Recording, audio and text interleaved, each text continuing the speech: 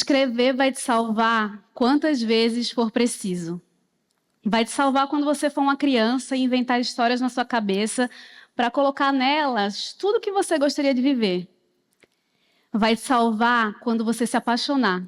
Que são tantas as vezes, a gente faz carta de amor, a gente faz mensagem no WhatsApp, a gente precisa reagir ao foguinho nos stories de uma maneira mais elaborada. A gente faz lista de prós e contras antes de terminar um relacionamento, a gente faz os votos de um casamento. Escrever vai te salvar quando você se tornar mãe. Inclusive, se você decidir não se tornar uma. Escrever vai te ajudar a inventar trabalho. Escrever vai te ajudar a atravessar o pior momento da sua vida quando você ficar sem chão ao perder alguém que você ama. Escrever vai te salvar até da inteligência artificial. E escrever vai te salvar de você mesma. Porque quando a gente se coloca no papel, a gente se entende de outro jeito. E a gente vê o mundo de outro tamanho. A escrita entrou na minha vida muito cedo. Foi meu irmão que me alfabetizou antes da escola. E ele fez isso usando um método muito inusitado. Eu vou pedir uma licença poética. Mas eu chegava da escola e ele falava assim, escreve porra. E aí, porra é uma palavra com RR. Na escola eu estava A, E, I, O, U, bem básica. E em casa eu estava acelerada. O resultado é que muito rápido eu aprendi a escrever. E eu venho de uma família de pessoas leitoras, apaixonadas por livros. Então, o livro era algo muito presente lá em casa. Eu lembro quando Caetano Veloso lançou o disco Livro, e na música com esse nome, ele fala assim...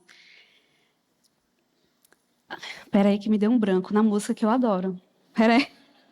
Mas os livros que em nossa vida entraram são como a radiação de um corpo negro apontando para a expansão do universo, porque a frase, o conceito, o enredo e o verso, e sem dúvida, sobretudo o verso, é o que pode lançar mundos no mundo. Essa frase, lançar mundos no mundo, ela me ajudou a entender o que é que os livros faziam por mim. Eu conseguia viver vidas que não eram as minhas, eu conseguia nomear sentimentos que eu ainda não sabia colocar em palavras, e eu conseguia pensar e vislumbrar muito mais possibilidade para a minha vida. Ali, secretamente, eu comecei a nutrir um desejo muito grande. Um dia, eu quero simplesmente escrever um. Esse mesmo irmão que me alfabetizou me fez perder o chão quando morreu precocemente aos 44 anos de idade, vítima de um infarto. Deixando um filho de 1 ano e um sobrinho, meu filho, que ele não teve chance de conhecer. Quando o Léo morreu, era pandemia. E era aquela fase da pandemia em que no Jornal Nacional a gente via que apenas naquele dia tinham morrido 4.500 pessoas. Eu morava com minha mulher e meu filho recém-nascido em São Paulo. Meu irmão morreu no Recife, cidade de onde somos. E a gente viveu ali aquela situação impossível. Não dava para não ir, a gente tinha um recém-nascido, não dava para ficar. Enfim, resolvemos ir. Eu não lembro quem fez a minha mala. Eu só lembro que, a certa altura, eu peguei um caderno que eu tinha ganhado de uma amiga que eu conheci numa oficina de escrita. Lá em Recife, no trâmite entre velório, enterro, a pessoa da funerária falando, faz logo o pagamento da coroa de flores... Eu nem lembro como é que eu estava lá, o que é que eu sentia. Mas eu lembro de voltar para a casa da minha comadre, pegar esse caderno e escrever. Eu nunca tive coragem de voltar para esse caderno e ver o que eu escrevi. Mas ali eu entendi que aquele caderno foi meu bote salva-vidas, foi minha máscara de oxigênio, foi minha maneira de conseguir dar contorno para aquela tragédia que a gente vivia. Um tempo depois, eu recebi um convite que eu desejei a vida inteira. Você quer escrever um livro? Eu disse sim, rapidamente, porque para essas coisas você vai, né? Primeiro você começa, depois você melhora. Eu disse sim, mas eu comecei a pensar, eu escrever um livro? Quem sou eu para escrever um livro? O que é que eu tenho a dizer? Alguém vai ler? Foi muito sofrido, eu ficava com esse questionamento muito forte, sendo que eu já tinha começado a estudar um pouco por que é que eu me sentia assim. E daí eu me lembrei de uma frase do Theodore Roosevelt, citada na primeira página de A Coragem de Ser Imperfeito, livro da Brené Brown. E eu percebi que ali eu não estava me colocando na arena. Pelo contrário, eu estava com um julgamento muito alto para mim mesma, dizendo, quem sou eu? Será, será, será. E isso acontecia porque eu sofria e sofro bastante do fenômeno da impostora. que essa incapacidade que a gente tem de olhar para a gente e dizer, eu sei fazer, eu gosto de fazer, eu vou fazer.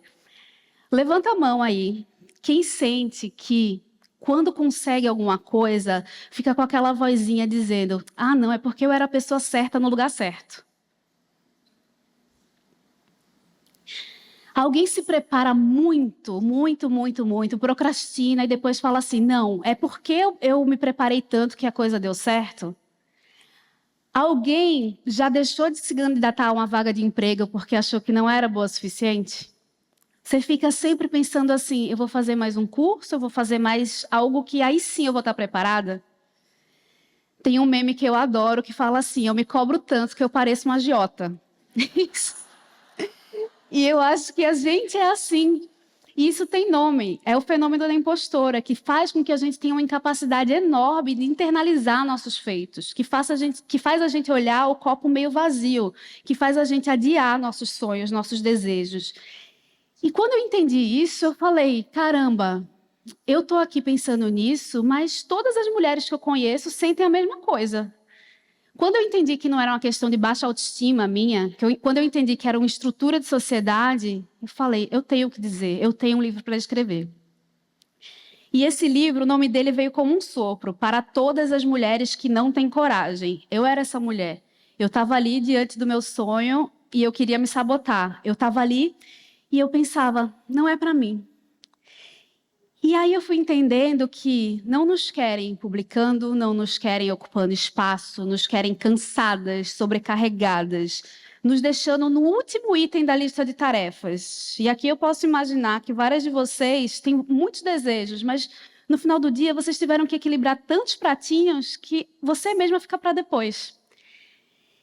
E entre receber esse convite e escrever esse livro, se passaram 2 anos. Eu já não era mais a mesma pessoa. Eu tinha me tornado mãe, e isso é uma imensidão na vida de uma pessoa. Eu tinha perdido meu irmão, e esse é um buraco que nunca fecha.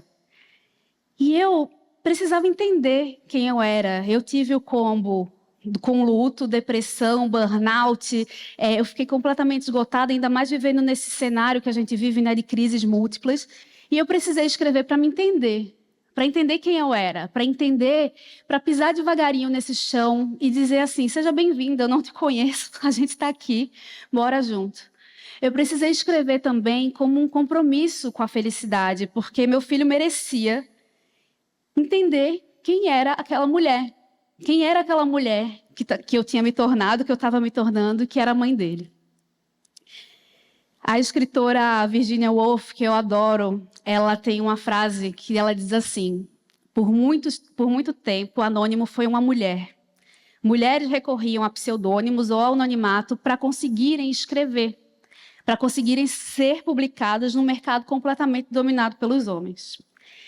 Esse ensaio é de 1929, quase 100 anos depois, a gente ainda precisa lutar muito para conquistar qualquer espaço, seja em qualquer área. Uma outra escritora que eu adoro, chamada Glória Andalzu, ela fala assim, muitas de nós não vão ter dinheiro nem um teto todo seu, apenas essa urgência de contar nossas próprias histórias. E eu acrescento, a gente vai fazer isso no tempo que dá, nas brechas, porque não escrever não é uma opção. Eu defendo a escrita como ferramenta de vida, quer você queira fazer ela do seu ofício ou não. Porque quando a gente escreve, a gente se entende, a gente dá contorno, a gente consegue registrar uma experiência que a gente teve, que a gente acha que é tão nossa, mas que na verdade é universal. Eu também enxergo a escrita como um gesto de resistência. Nos querem máquinas, trabalhando o tempo inteiro, delegando nosso pensamento e nossos textos para a inteligência artificial, sem descansar. A gente hoje descansa pintando livro de colorir. Nada contra, eu adoro pintar com meu filho, mas assim, a gente fica correndo e dizendo que não tem tempo para nada, sendo que a gente não está tendo tempo para deitar no gramado e observar as estrelas. A gente está o tempo inteiro se tratando como máquina, esquecendo da nossa humanidade. E quando a gente escreve, a gente prolonga nosso tempo aqui. Porque bora combinar que se a gente viver 100 anos, tomara, é uma parcela ínfima do tempo que a gente tem em relação à humanidade. Então, quando a gente escreve, a gente dá chance que no futuro alguém saiba como é ter vivido em 2025, passando por tudo que a gente passa. Quando a gente escreve, a gente consegue entender o que a gente passou, com quem a gente conviveu, o que é que a gente sente estando nessa experiência humana. E quando a gente escreve, a gente resiste no tempo. Eu fico pensando que eu escrevo hoje porque eu posso. Eu escrevo hoje porque muitas não puderam fazer e muitas hoje ainda não se sentem autorizadas a fazer isso. Como é que a gente se coloca nesse lugar de impostora? Como é que a gente se coloca nesse lugar de que a gente não tem tempo? O que é que a gente está fazendo do nosso tempo? Eu escrevo porque eu entendi que eu não queria mais ficar calada. Eu escrevo porque eu me autorizo a ocupar espaços. Eu escrevo porque eu não quero ser máquina. Eu quero estar aqui compartilhando a experiência com todo mundo. E eu fico pensando muito que tanta coisa começa porque alguém decidiu escrever. O nosso maior feito na premiação do cinema mundial, a gente conseguiu um Oscar porque um dia uma pessoa escreveu um livro a partir da sua história, da história da sua família, e esse livro diz respeito a um momento muito importante do Brasil que a gente não pode esquecer. Imagina se ele tivesse ficado pensando assim: quem sou eu para escrever? Quem é que vai se interessar pela minha história?